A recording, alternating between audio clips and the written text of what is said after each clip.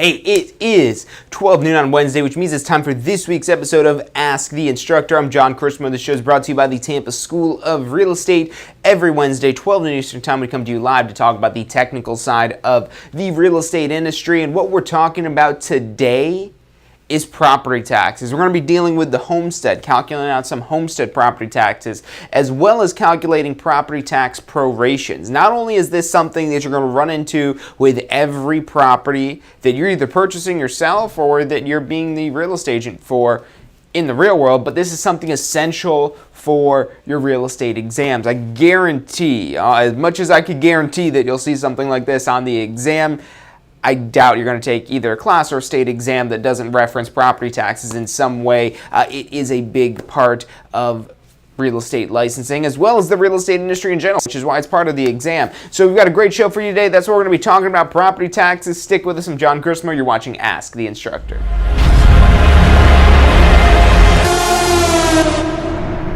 You are watching Ask the Instructor. Absorb the knowledge. Become the expert.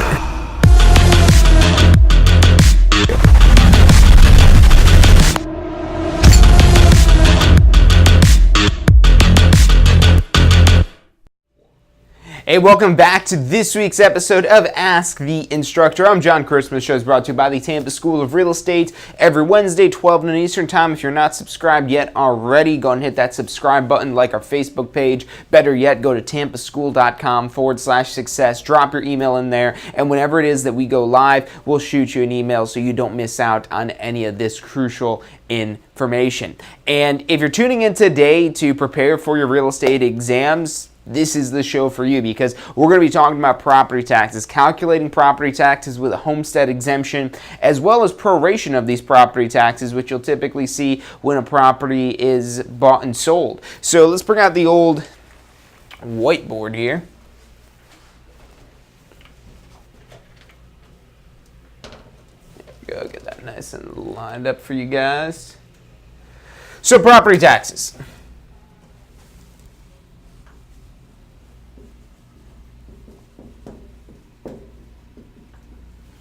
Let's first start out with the calculation of what a property tax bill would typically be, at least in the exam sense. In the real world, this could get more complicated than the way it is we're going to walk through this here, but it's the same simple concepts it is that you need to know in order to calculate basically any sort of property tax calculation.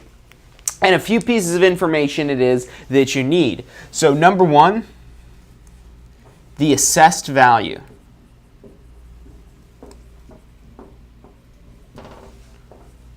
So number one, you need the assessed value. This is not what the property sold for. This is not the estimated value. This is the assessed value, which is a value specifically used exclusively for property taxes. And this is what we're going to be starting out with. Now, another thing is we're going to need to know is whether or not this property is homesteaded. And then we'll also have to remember what our homestead exemption amounts actually are. So that's number two. Is this homesteaded? Number three, we're going to also need to look for special exemptions.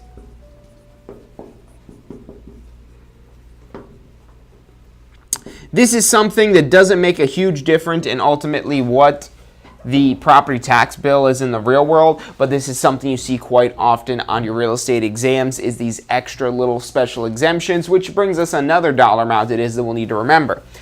Fourth thing it is that we want to look for is the millage rates.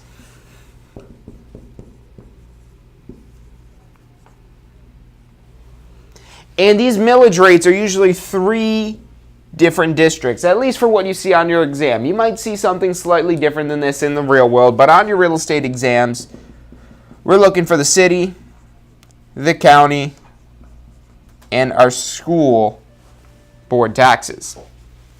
So this is the information that we need to be able to pull out of the exam questions. Now notice how I've got this laid out, bullet pointed, nice and neat here. This makes it a lot easier to look and dive into just the information it is that you need, rather than getting overwhelmed with as wordy as these word questions can get on your real estate exams. That's something it is that you want to be prepared for going into your exams, is how they structure these exam questions. These exam questions will usually give you a lot of additional information, so you need to know the key points of what key items it is that you're trying to pull out of this, especially the math questions. They might mention that the property had recently sold for this price.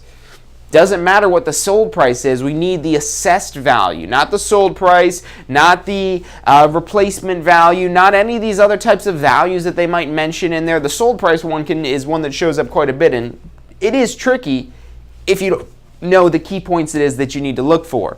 So assessed value is one.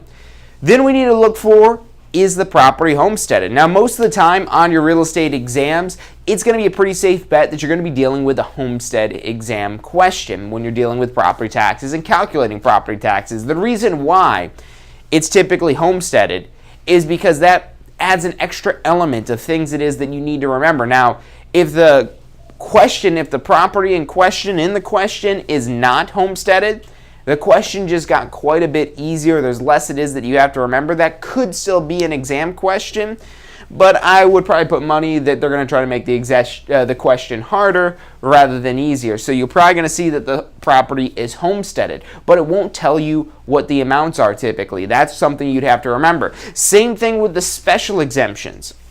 And if we dive into these special exemptions, a couple of the ones, so we have some that give us a $500 special exemption, and that's going to be for either being blind, a widow, or totally and permanently disabled.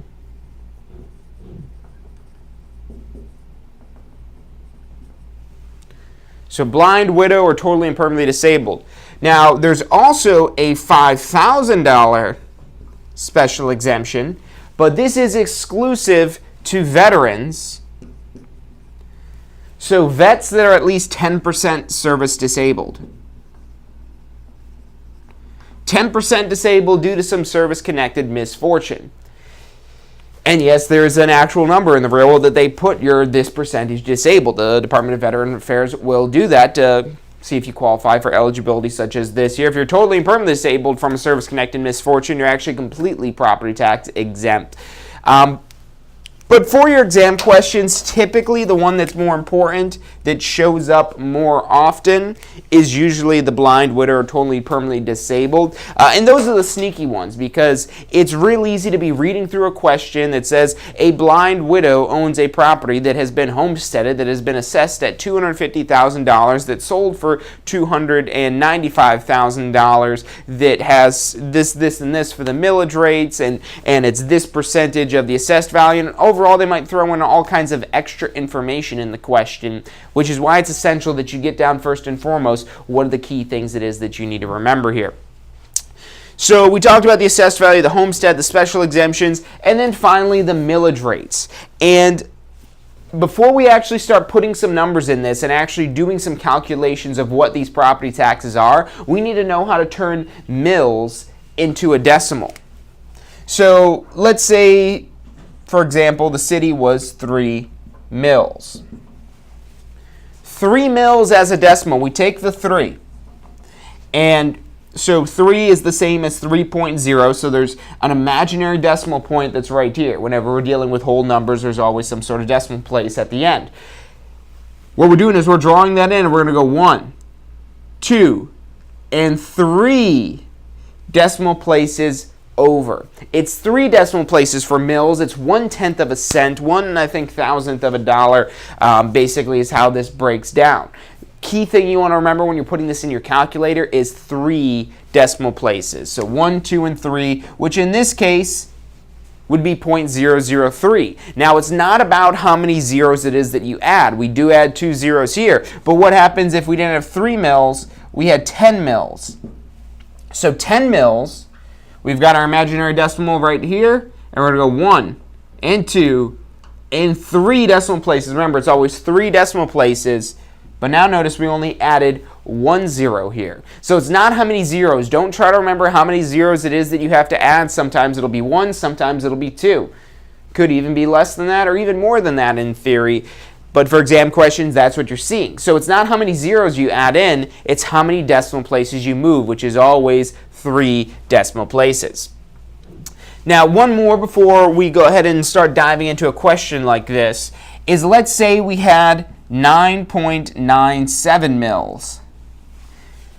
9.97. So how do we turn this into a decimal? Well, we've already got the decimal place here, and we're just going to again do the same thing, 1 and 2 and 3 decimal places over, so we add 2 zeros in. So ultimately that's 0.00997 is how we'd put 9.97 mils in our calculator to be able to do these calculations. So this is pretty much the essentials and the basics of property taxes. Now I want to go ahead and throw some numbers in here of what you might see in a potential exam question, but first we're going to take a quick commercial break, so stick with us. I'm John Chrismo, you're watching Ask the Instructor. If you've been thinking about real estate, look, in this current market, it's hard not to. There's so many opportunities that exist out there for residential real estate, commercial real estate, business brokerage, property management. I mean, it's ridiculous how much opportunity lies from having a real estate license. So look, if you've been thinking about getting a real estate license, I mean, itfl.com, put that link in the description. It's got your step-by-step guide to get a Florida real estate license. And look, check it out, give us a call. We're here to answer any questions it is that you have, and go out there and make some money. Does your current career allow for unlimited income potential? With a career in real estate, the sky is the limit. What you put in is what you get out. Find out more about how you can tap into the unlimited income potential of a career in real estate at tampaschool.com. Did you know that statewide only about 50% of test takers pass their state exam on the first try? At the Tampa School of Real Estate, we've broken down passing the class and state exams into 4 simple steps: learning the information, reinforcing the information, testing your knowledge, and being confident and prepared. View the details of the full strategy at passfirsttry.com. That's passfirsttry.com.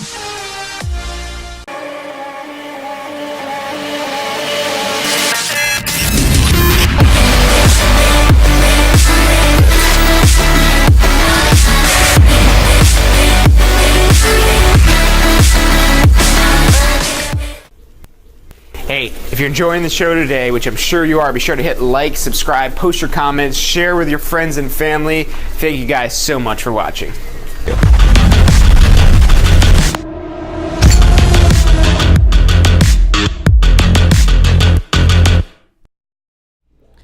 Hey, welcome back to this week's episode of Ask the Instructor. I'm John Chrismo, and the show is brought to you by the Tampa School of Real Estate. Every Wednesday, 12 noon Eastern Time, we come to you live to talk about the technical side of the real estate industry. The topics that when you encounter in the real world, your clients will say, well, how are these numbers even made? How does this even work? The things the common person doesn't understand. And if you're studying for your real estate exams, the real estate exam in Florida is designed to test you on information that the common person does not possess. That's why you're required to take the pre-licensing course. That's why the exams might seem difficult, because it's not a test of your common sense or a test of your intelligence. It's a test of whether or not you know the material that's on the Florida Real Estate Commission syllabus, the material that the common person does not possess, that information.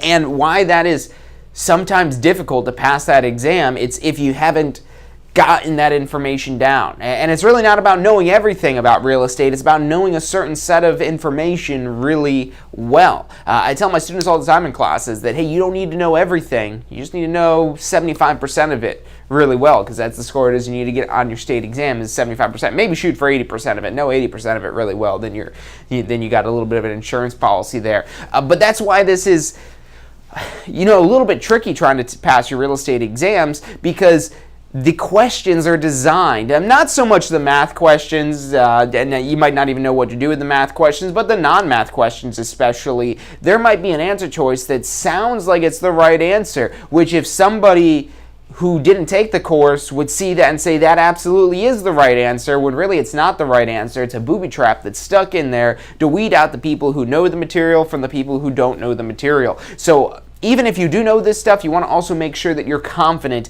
in that knowledge of this information. Make sure that you could say with confidence, yes, I know that for sure. I know that this one, even though it might not seem common sense-wise to be the right answer, I know it is the right answer that I learned from the pre-licensing course. So being confident and prepared, our pass first try strategy that we developed to help you pass your real estate exams on the first try. It's our recommended strategy to help you do that. The last and final step in our 4-step pass first try strategy is to be confident and prepared. And our study tool we have to help you be confident and prepared is our weekend prep class. We actually have one coming up this weekend in New Tampa. I'll be teaching that class. It's an intense day of Saturday and Sunday, 9:15 to 5 o'clock. You do get an hour for lunch, so it's not a complete block from morning until early evening there. But it's intense. It's going through every unit of the pre-licensing course at a very rapid pace, making sure that you've got that information locked in and you're 100% ready to go. Go to our website. You can actually go directly to weekendprepclass.com. That's weekendprepclass.com. We still have a couple seats available and you can still slide into this weekend's class. Again, that website is weekendprepclass.com. Hope to see you this weekend. But let's get back into property taxes and doing this calculation. This is one of the calculations we actually do in this weekend prep class. So go through this a little bit quicker. That weekend prep class is intense. So come into that class ready to go. Have already studied some of this material so you've got that basic understanding and you're just looking to tighten yourself up to 100%. But let's go ahead and plug in some numbers for a particular question here. And this is the stuff it is that you need to pull out of your question on the exam. So number one, we need the assessed value.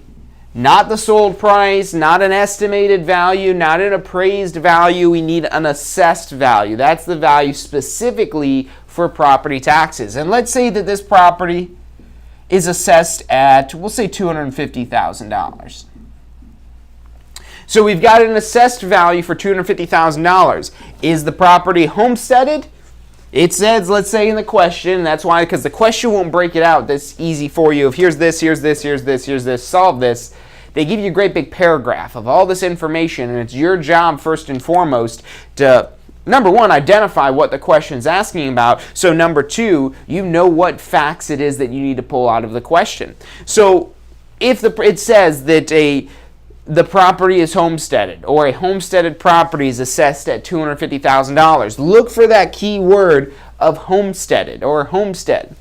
You're going to see some version of that typically, almost always. It's safe to assume, I would say, that probably any sort of property tax question you see on your exam is going to be homesteaded. They could throw it in there where it's not, but I would say default to yes, it is homesteaded, and then just make sure, okay, yes, it does say homestead in here, so I know this is homesteaded. Now, for the homestead, you want to know the homestead exemptions. And being that our property value is over $75,000, we get the full exemption. And after we go through this question, we'll break down when it is that you wouldn't get the full exemption. But anytime your property value is above $75,000, you get the full exemption. And so for our city and county taxes, and really we can break this up into 3 columns: city, county, and our school. So the school one is the odd one out. The school board, we only get a $25,000 exemption. The reason why that is so that the school board can raise more money for the schools. In Florida, this is where a majority of our local services are paid for. Almost all of it is paid for by property taxes. We don't have a state income tax in Florida, and that's one of the things that makes Florida kind of advantageous and enticing to people in other states where they're paying as much as 50% of a tax rate. But you do get hit with taxes, and they're from property taxes, from owning property. And there's a lot of real estate in Florida, so there's a lot of revenue that's generated for the state, as well as the local government, from property taxes. And our schools are primarily paid for through property taxes. Now, the exemption for the school district is only $25,000, whereas for the city and county, it's a $50,000 exemption. Both the city and county tax districts each get an exemption of $50,000, which decreases our assessed value. We're going to break this out into the steps, but the first thing it is you need to do once you've identified what the question's asking for is to pick out this key information. And this is stuff right over here That has to come from up here on your exam. Your exam will not give you the exemption amounts. That's something that has to be remembered. And the easy way to remember this, and this is whenever your property is over $75,000 in assessed value, so it makes it a little bit easier. If you're dealing with a property assessed for less than $75,000, that's where it's a little bit more complicated figuring out what the exemptions actually are. But if the value is above $75,000, as it is here with $250,000, that's $75,000 is way below the average home price. So typically in the real world, you're going to see with Homestead where you're getting the full thing. On your exam questions, from what I've heard, it's typically a value $250,000, $300,000, $350,000, $150,000, something above $75,000. But that doesn't mean they can't ask you about what the taxes are on a $54,000 property. And we'll do one of those after we get through this one here. So we've got our three tax districts, $50,000, $50,000, and $25,000. Now for our special exemptions, we want to scan through the question because, again, it's a very detailed paragraph that has all this information in here. We want to see if they're blind, if they're a widow, if they're totally and permanently disabled, or if they're a veteran who's at least 10% disabled. Because if they're any one of those special categories, any of those specific special categories, then they get an additional exemption. And let's say in this case here, we've got a blind widow. So what that means is for being blind, they get an additional $500 exemption. And for being a widow, they're getting an additional $500 exemption. So two $500 exemptions, that gives us a total of special exemption of $1,000. $500 for being blind, $500 for being a widow, $1,000 total. Now we get on to the millage rates, which you'll see in the question in some way. Usually they just say city is this, county is this, school board is this. And let's say that the city is 8.9. We'll say the county is 7.3, and we'll say the school board is 9.1.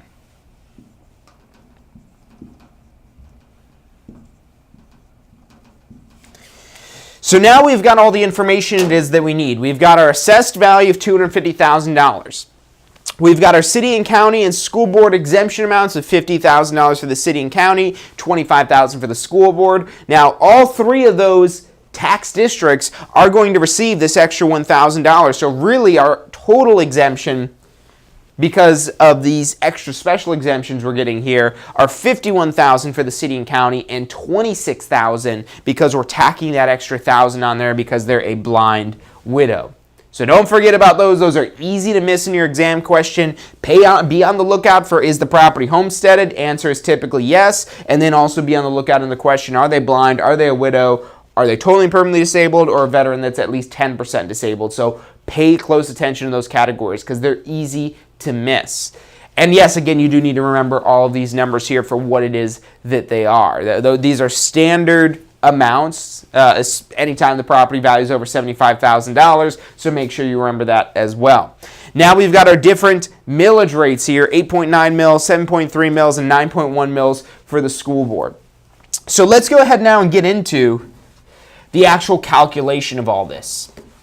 And the way I like to calculate these out, I have a very systematic way that I recommend doing this. And when you do this in this particular method, it helps you avoid making mistakes because you have the same way it is that you do this again and again and again and again. And if you practice one method 10 times, you'll probably remember that one method. If you practice 10 different methods one time, so same amount of work, if you practice doing it one way, then another way, then a slightly different way, then a slightly different way, then a slightly different way, you're not going to remember any one of those methods to do this calculation. But if you practice one method, one good method, again and again and again and again and again, that same one method, maybe slightly different math questions, or even if it's the same math question, it does you better than doing different methods. So practice the same method again and again and again, because that's going to drill in those steps and how it is that you set this up and how it is that you solve this so you don't forget this on your exam.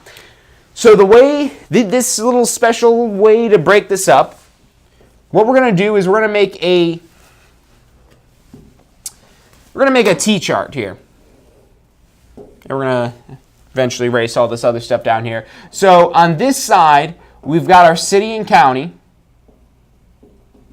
And on this side, we've got our school taxes. Now, the reason why we're separating out the school taxes from the city and county calculation is because this is homesteaded. Now, if this was not a homesteaded property, we could calculate this with just one straight calculation, city, school, and county, all as one calculation. But the reason why we have to separate this out is we have a different exemption amount for our school board taxes.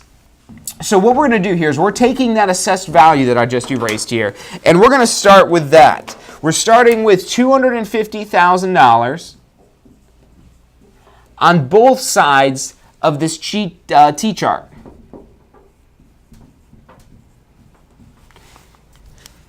And that's called our assessed value. Now, you don't need to write in what these are here unless you want to remember these names. That could help you here, but this will kind of help us point out what it is that we go through as we go through each one of these different steps. And our second step here is we're taking this assessed value and we're subtracting out our exemptions.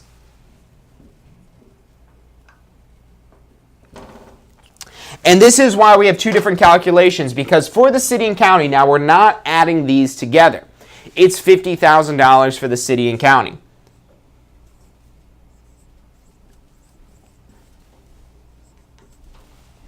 If this were not homesteaded, then we could do this all just as one straight shot without subtracting any exemptions, but because this is homesteaded, we're subtracting that exemption there. Now, over on the school district side, we don't have $50,000 of exemption, we actually have $25,000 of exemption in standard cases. But now as we get down to our next step here, got rid of our exemption amounts, our standard exemptions, but we can't forget about this question that we have a blind widow. So on both sides here, go and erase this little equals line. On both sides, we're getting an extra $1,000 of special exemption.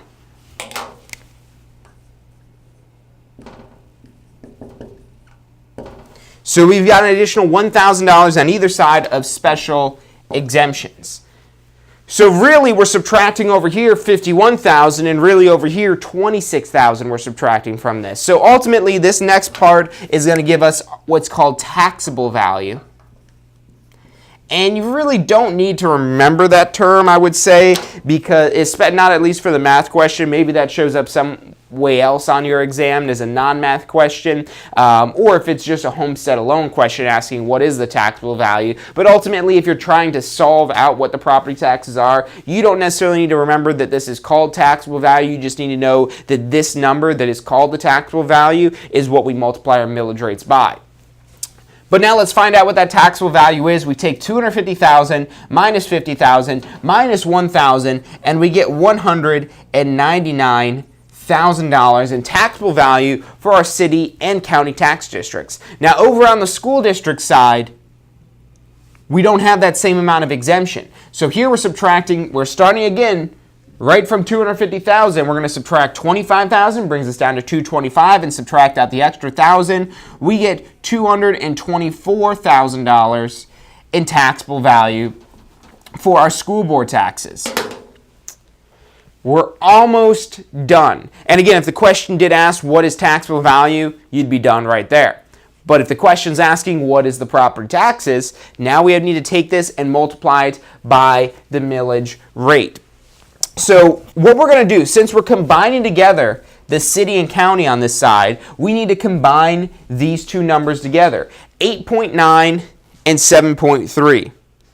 So if we take 8.9, add that to 7.3, we get 16.2 mils. And then the school board, no adding or anything like that we need to do there. We're just going to plug in that 9.1 up here.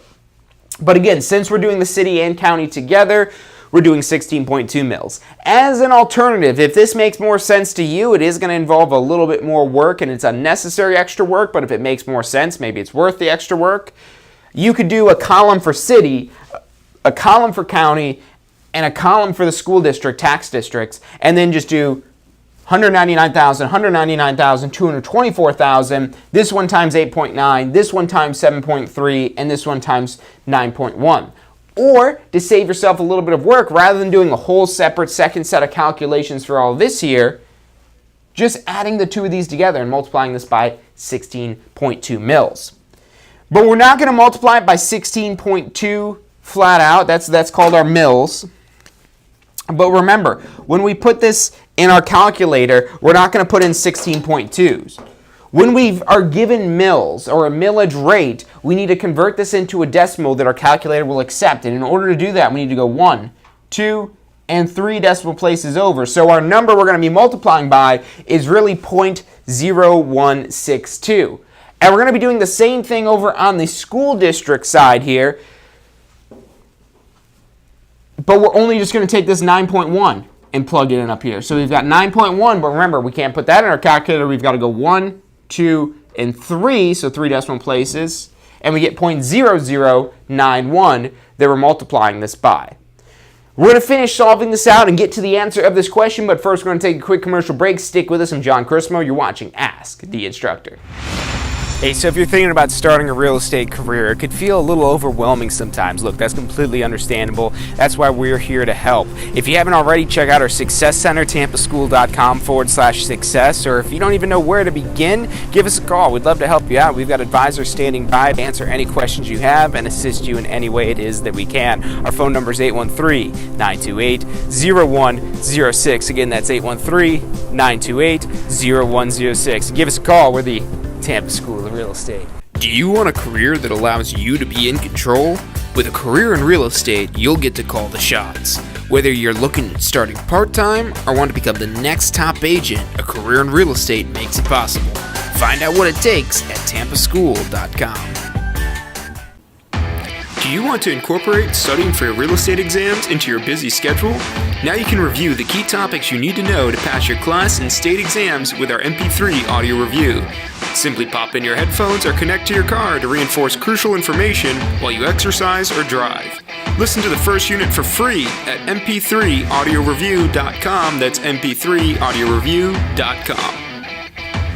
Are you thinking about a career in real estate? Hey, I'm John Chrismo with the Tampa School of Real Estate, and we've helped thousands of people just like you obtain their real estate license. If you're thinking about a career in real estate, give us a call. The phone number is 813-928-0106. Our advisors are standing by to answer any questions you have and assist you in any way they can.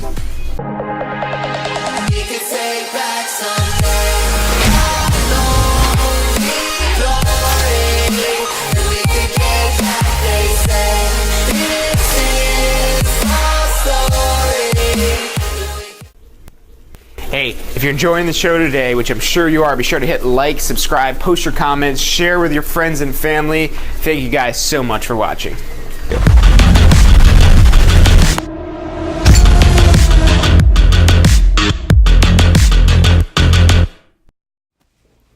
Hey, welcome back to this week's episode of Ask the Instructor. I'm John Kurtzman. The show is brought to you by the Tampa School of Real Estate. Every Wednesday, 12 noon Eastern Time, we come to you live to talk about the technical side of the real estate industry. Maybe do some calculations, talk to you how to work with some numbers and go over that type of stuff. Some good stuff that's also good for studying for your exams, especially today's show on property taxes, because this is almost a guarantee that it's going to be on your real estate exams. And if you're studying for your real estate exams, write down this link. It's passfirsttry.com. passfirsttry.com. passfirsttry.com. It's our recommended strategy to help you pass your real estate exams on the first try.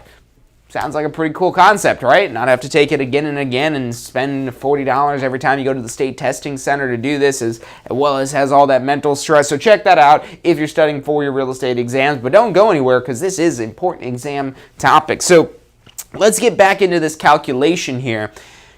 While we were on break, I just went ahead and finished out this math that we have on both sides. So just to walk through what it is that we've done so far. We started with our assessed value. And our assessed value is the same for the city, county, and school district.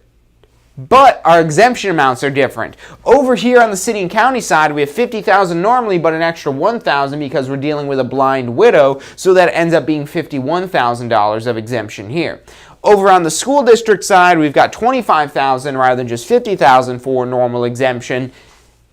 and a $1,000 again for being a blind widow, so that's $26,000. When we subtract those out, we end up with the taxable values, $199,000 in this example here for the city and county, and $224,000 for the school district. We then take these and multiply them by the millage rate, which you remember, when you're dealing with millage rates, you need to move 3 decimal places over to enter that into your calculator. So for the city and county, and this is what we did while we were on break here, we took the $199,000 taxable value, we multiplied that, we punched this in our calculator, 0.0162, and when you put that in your calculator, you should end up with $3,223.80.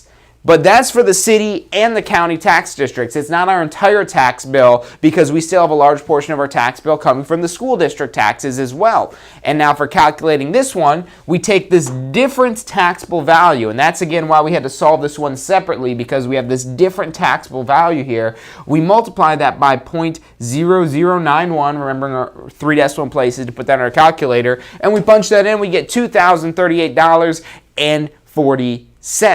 And now finally, to find our total tax bill, we're going to take these two numbers and add them together. We add the two of these together, and we're going to end up with our total property tax bill.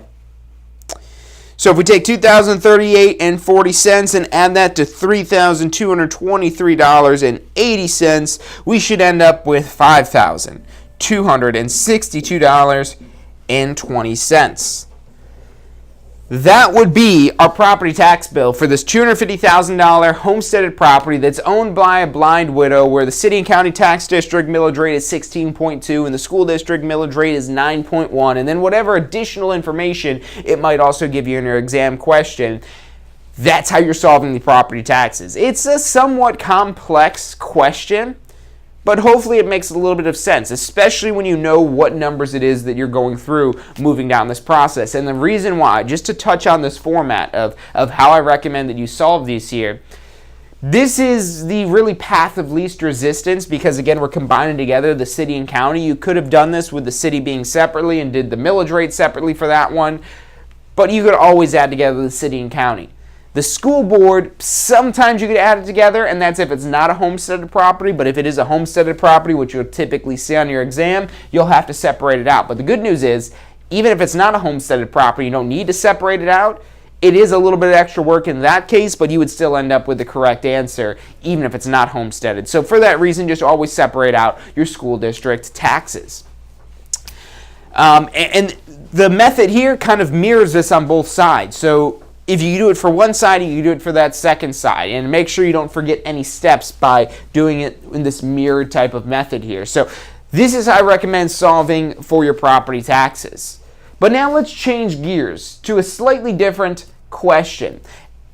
And this question is if our tax bill is $5,262.20. So one of the other things it is that we learn about property taxes in the pre-licensing course is when property taxes are payable. And property taxes are payable on November 1st. And if we just break this out a little bit here, got a little bit more room at the bottom, where we've got our tax year, which is January 1st to December 31st. That's our tax year. Taxes aren't payable until November 1st, meaning that this whole period here, leading up to November 1st, this whole time period, there's going to be an unpaid property tax lien against your property, which isn't necessarily a bad thing for having unpaid property tax liens. It's not a bad thing. Everyone's going to have one in Florida when they own a property, until at the very least November 1st. That's the first chance you could pay these taxes and lift that lien off of your property. And as a little bit extra information that you'll want to know if maybe a question like this arises, is that these taxes become delinquent after April 1st. So April 1st of the following year. So this is your time period you have to pay them from this all the way out until April 1st of the following year. So until April 1st of the following year, that's your window to pay the current or previous year's property taxes. But now what happens when a property is sold, let's say June 12th? When we've got a closing going on June 12th. So if we sell the property on June 12th, this is when we own the property. This is when the buyer owns the property. If we sell this property before November 1st, we're not going to be on the hook for paying the property taxes because they can't be paid until November 1st. So if we sell the property and close on that property in June 12th in this example here, we basically get away with not having to pay the property taxes, right? Not quite. In the real world, what's typically done is called a proration, and that's the next little bit I want to talk about here, something also extremely likely to show up on your real estate exams. And a proration is where we take the entire year's property tax bill of $5,260.20 and we prorate it, and we find out what the seller's fair share of the property taxes are, because on the closing statement, we're going to debit the seller, charge the seller. That's a debit. It's going to show up as a debit on the closing statement for the seller. We're going to debit the seller for the portion of the property taxes for the time they own the property and credit the buyer, transfer that money to the buyer, because at the end of the year, November 1st, the buyer has to pay this whole thing. And if we didn't have a proration, they're paying for time that they did not own the property. If we do the proration, the buyer gets their fair share for the time the seller owned the property, so it all works out and everything is fair. But now the question that you could see on your exam with something like this, and I don't think you're going to see this, I would probably almost guarantee that you're not going to see this on your exam where you have to solve this and then do a proration in that same question, but you're very likely to see these as two separate questions. One question solving what the property tax bill is, another question calculating what the proration is for this. So we've got this number line at the bottom. Let's get rid of everything we've got up here, because with these types of questions for the prorations, it'll just give you something such as the property tax bill is $5,260.20. So let's say that it gave us that information, and this information we've been talking about already. The one thing is the closing date. So let's actually write out the things it is that you need to do a property tax proration. So that's what we're working on now, is a property tax proration. Number one, you need the tax amount, which we've got there, $5,262.20.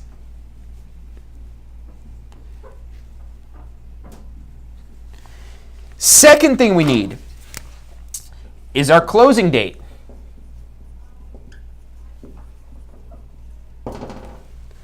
And in this case here, this example, we've got a closing date of June 12th.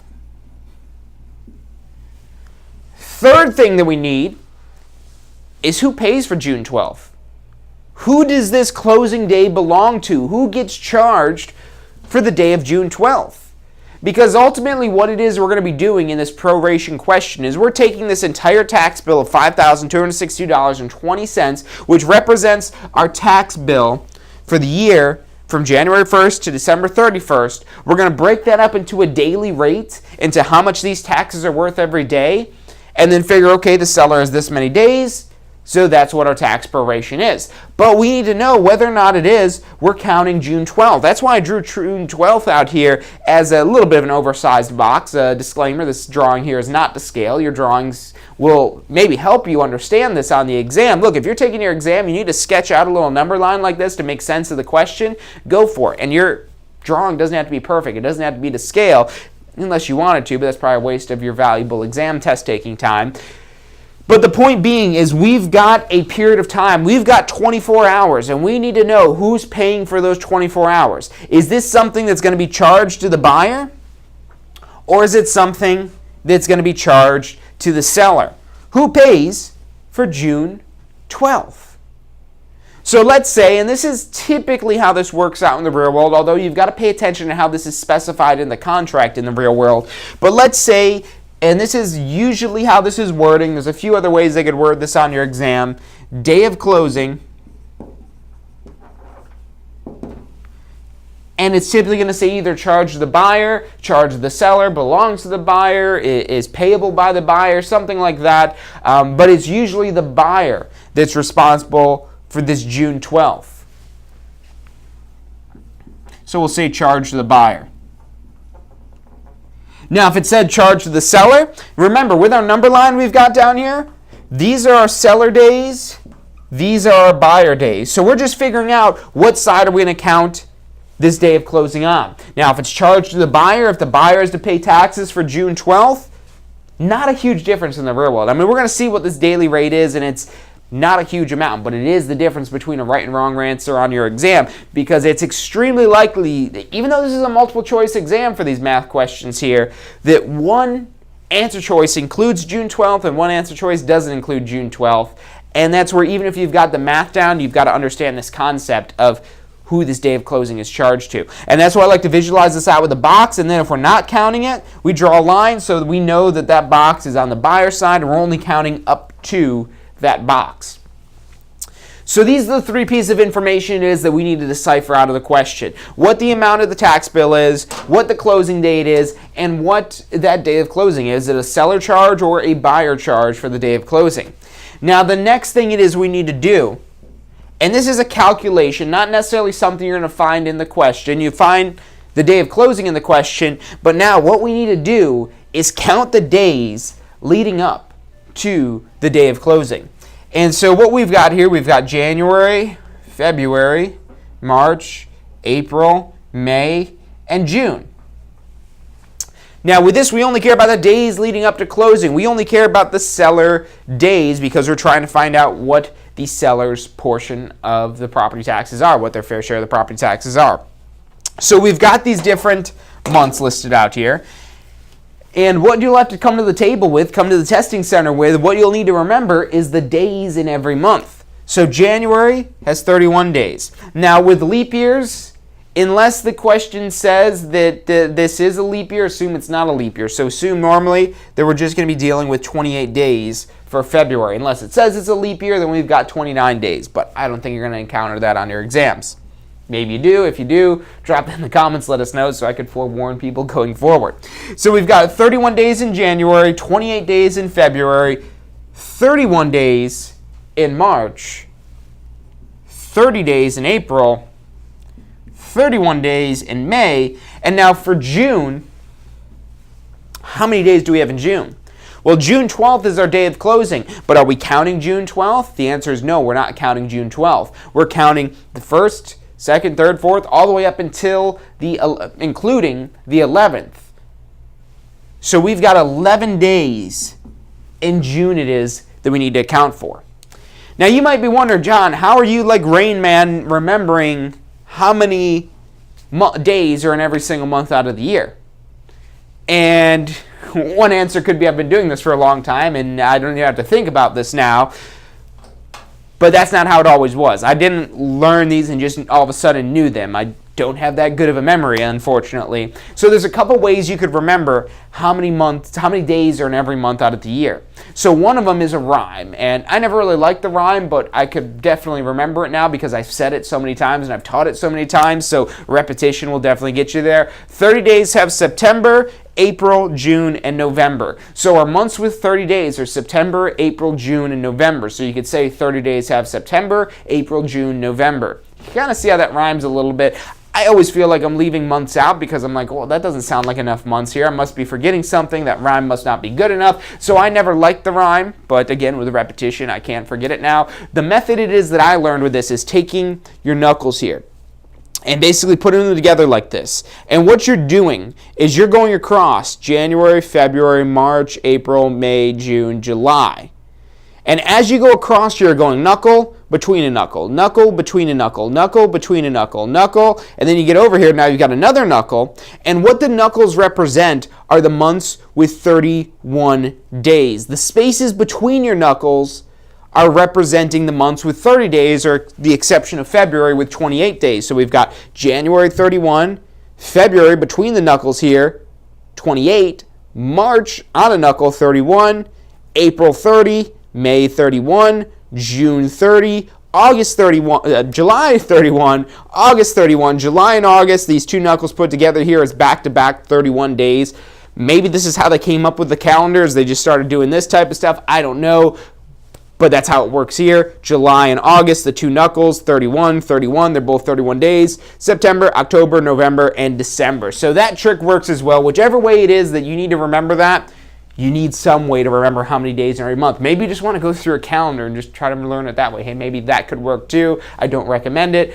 But however, some way, somehow, you need to know these number of days here.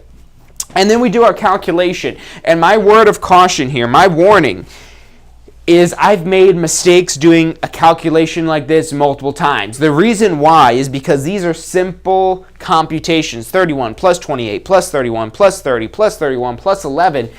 It's simple, so we try to go quickly here because this is so easy. But what happens is a lot of times you might make an error because you're trying to add this up really quickly. You know, the stress of the exam maybe is getting to you, so you're punching these in as fast as you can. 31, 28, 31, 30, and then you hit a 3 instead of a 31, and all of a sudden your number's way off. So be extremely careful.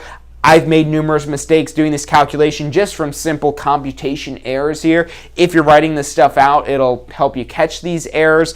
But be wary of this because this is where you're likely to maybe go awry with it. But anyway, so we figure out our number of days, 31 plus 28 plus 31 plus 30 plus 31 plus 11. And hopefully I didn't miss any days, but this sounds about right. We've got 162 days.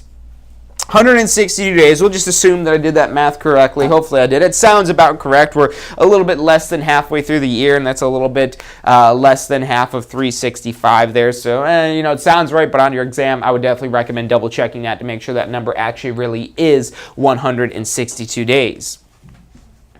So that means that the seller owned the property for 162 days. How many days did the buyer own the property? Don't know, don't care. Yes, we could find that out by taking 365 minus 162 or adding up these days on this side here, but we don't care how many days the buyer owns the property. The reason why is we're doing this calculation to find out what transfer of funds we need to include on the closing statement. And on this day of closing here, on June 12th, on our closing statement, it's going to say that the seller's paying for the dollar amount that represents 162 days and that the buyer's receiving the dollar amount that represents 162 days. The closing statement is not going to include how many days the buyer is getting to keep in their pocket. Doesn't make a whole lot of sense. We only care about the transfer of funds going on here. So it's money debited to the seller, paid by the seller, and credited to the buyer, received by the buyer. So remember that as well. That's also important for these exam questions. Debited to the seller, credited to the buyer. But we're not out of the woods yet.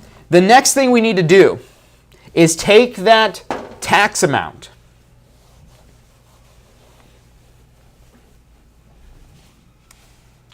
We take that tax amount of $5,262.20 and we're going to divide that by 365. That's called the actual days method when we divide it by 365. I would say that's the only method you want to know that you're ever going to do. That's how you're typically going to be asked to do this, if not always asked to do this on the exam. There's also something called the 360-day method. It's a quicker kind of cheating method to come up with these numbers here. I wouldn't worry about the 360-day method. Focus on the 365-day method. So we pull out our handy dandy calculator and we're going to take 5,262. Make sure you write neatly so you don't make mistakes there as well. The problem that's plagued me since birth is not writing neatly. 5,262.20. Divided that by 365 days because there's 365 days in a year. And we end up getting $14.4169,863, so on and so forth. I mean, you can see this number when I turn it sideways on my calculator. Big, long number. And even if your calculator doesn't show all the numbers there, you'll notice that it does keep all of those numbers in there. And no, you can't use your phone on your exams, but even these little, cheapo calculators that you are allowed to use, you are allowed to use a calculator that basically looks something like this here, just a basic 4-function calculator. It just can't be your phone because apparently you can do more things with your phone than just calculate numbers, so they don't allow you to use that as a tool on your exam, but you can use a basic calculator, just a regular standalone calculator, and that'll save those extra digits in there. And that's why we want to figure out the number of days first and foremost, because we're going to take this number, 14.4169,863, and just now do times 162 days. So we take that, we multiply that now by 162 days because each day is worth about $14. So each day is worth $14 and some change. We don't want to leave out that change because when we multiply this 162 times, even just rounding here, it's not really a mistake, but you're not going to end up with the exact right answer if you round here. You want to save your rounding always for the end. So we take 14.4169863, and whatever numbers are still in our calculator, we're just going to take that number as it came out there, not typing this in, just leaving that as whatever long number it was that it had in there, and hit times 162. And at this point, we could round to 2 decimal places for our final answer. So we've got $2,335, and we could round down here to about 55 cents. So that is our proration. And remember that this proration is going to show up, same amount here, debit to the seller and credit to the buyer. So $2,335.55 debit to the seller and same amount credited to the buyer. The reason why these dollar amounts are the same is because this is how much money the seller's paying and also how much money the buyer's receiving. If this number changes between the debit, let's say the seller paid $2,335.55, but the buyer was only credited $2,000, what happened to that other $335.55? That's why the number should be the same. If the debit is this one amount and the credit is a different amount, that means somebody probably subtracted some money somewhere along the lines. Maybe the agent wanted some extra commission, so they paid out a less of a proration. That's not what's supposed to happen there. That would be failure to account for funds. So don't do that. But what that means for your exam is the debit and the credit for proration should always be identical amounts. If they are not the same amounts, you did something wrong. So those should always be the exact same amount, debited to the seller and credited to the buyer. Man, time goes fast when you're having fun. Maybe you're not having fun doing these property tax prorations or property taxes in general. But I would venture to say that, even if you do know them really well and maybe it's not the most fun, something you get excited to do, maybe that's why I like teaching this stuff, is because I enjoy doing these calculations here. But it'll definitely be a more enjoyable process the better it is that you're able to do this process without having to think about it as much, just knowing what it is that you need to do, especially when you get on your exam. Your exam is not enjoyable normally. I mean, it's a high-stress environment, so it's normally not enjoyable, but it's especially less enjoyable if you don't know what calculations to do. If you don't know how to come up with these calculations, it becomes very stressful on the exam. And that stress, not only not knowing this is bad, but the stress compounded on top of that of you knowing you don't know this and how to solve this here will make you do even worse typically on your exams. So spend some time studying this information for your exam. You've probably heard the ominous statistic that the state exam only has a 50% pass rate, and you're like, oh no, no one's going to survive this year. And the reason why that pass rate is so low for the state exam is because, again, it's testing you on whether or not you know the material. If you know this material, you'll be in good shape to pass. If you don't know the material, if you're relying on your intelligence and you're relying on your common sense, you could be the smartest person in the world and not pass this exam. The reason why, it's not how smart you are, it's not how clever you are, it's not how good of a test taker you are, it's how well you know this information on the exam. And with these math questions, I really like the math questions because you can practice these again and again and again, and you know the steps. You know the numbers might be different, but if you know the steps to come up with those numbers, you know you'll be able to come up with those numbers there. So you'll see some people that are absolutely terrified of the math, but then once they start to figure this out and, the wipers are going and it starts to clear away some of the mud and you start to see, I could kind of see how this comes up with it here. All of a sudden, you start to like the math. You start to look forward to math questions on the exam because you know you'll get those right. And there's only 10 questions on the exam that are math questions. Both the class and state exams, 10%, 10 questions out of the 100 questions are going to be math questions that you'll see on there, in-depth math questions, something like this that we're doing. Remember, we've got that weekend prep class this weekend. You can register for that. We do have a couple seats still available. That's at weekendprepclass.com. That's weekendprepclass.com.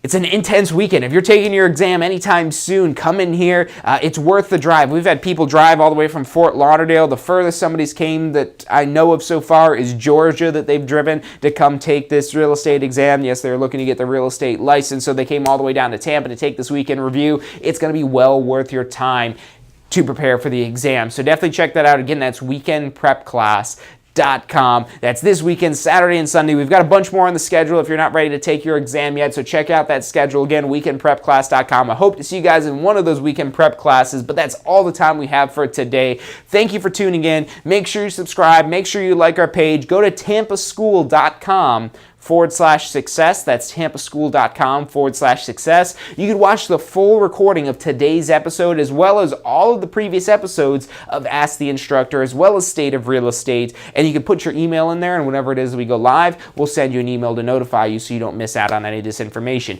Thank you guys for tuning in this week. I will see you on Friday for State of Real Estate. If you've been thinking about real estate, look, in this current market, it's hard not to. There's so many opportunities that exist out there for residential real estate, commercial real estate, business brokerage, property management. I mean, it's ridiculous how much opportunity lies from having a real estate license. So look, if you've been thinking about getting a real estate license, I mean, it's minimal cost compared to starting other careers and starting other businesses to get into this. So I urge you to check it out and give it a try.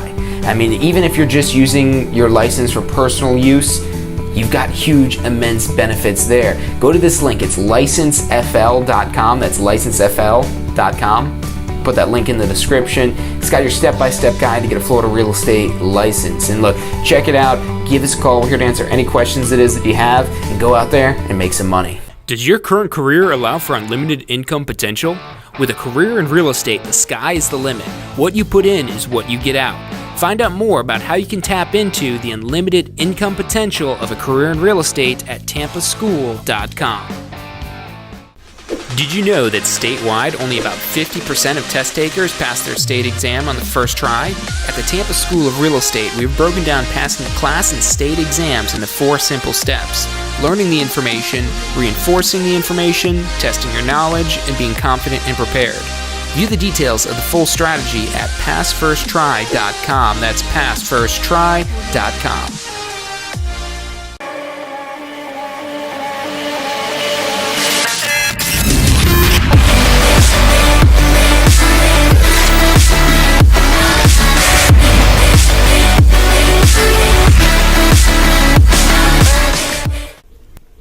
Hey, if you're enjoying the show today, which I'm sure you are, be sure to hit like, subscribe, post your comments, share with your friends and family. Thank you guys so much for watching.